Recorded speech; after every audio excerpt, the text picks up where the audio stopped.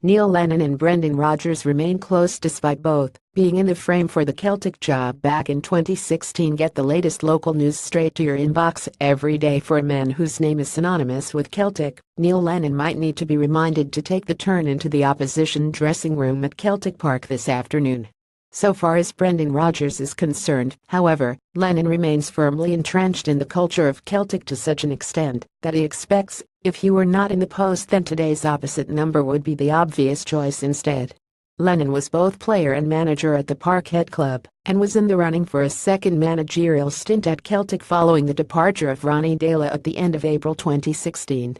Lennon was on the shortlist for the job that was eventually offered to Rodgers, although the current incumbent believes his countryman could well be viewed as a Celtic manager in waiting. There is no doubt that if I wasn't manager here, if I was to say who will be Celtic manager, I would say Neil Lennon, said Rodgers. There is no question about that. I think the board spoke to a number of people, but he was very good in his time here, and if it ever comes to him again he would do equally as well, if not better. Rodgers confirmed that Lennon had sought him out at Reading when he was beginning his own managerial career, a meeting that sparked a friendship between the two that has been sustained throughout the years. It wasn't diluted by Rodgers beating Lennon to the Celtic post 18 months ago. The two went out to dinner shortly after Rodgers was paraded, and such is the 44-year-old's respect for Lennon that he revealed a long-standing belief that he can manage in the English Premier League. Lennon's finest moment in the Celtic dugout came when he orchestrated a 21 win over a Barcelona side who were widely hailed as Europe's premier team. But while he is remembered for particular achievements on the park, there was a side story that ran concurrent to it, with unsavory issues emerging to the fore when bullets received in the post resulted in 24-hour protection for Lennon.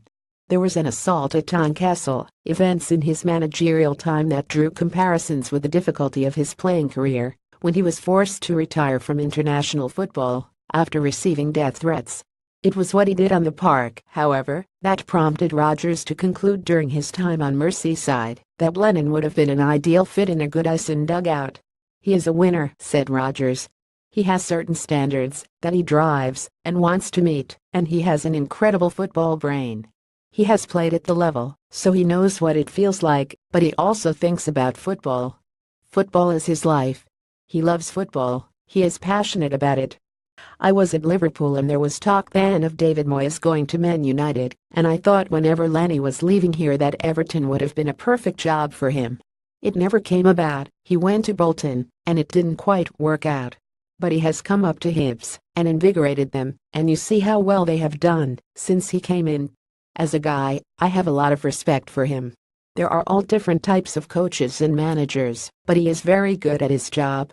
I felt Neil was a Premier League manager in waiting. Maybe that's because I know the side of Celtic and what the demands and challenges are at a club like this. I could see how he'd managed that and looked at what could be his next step. I always felt that coming out of here, his destiny would be a Premier League club. He did a really good job,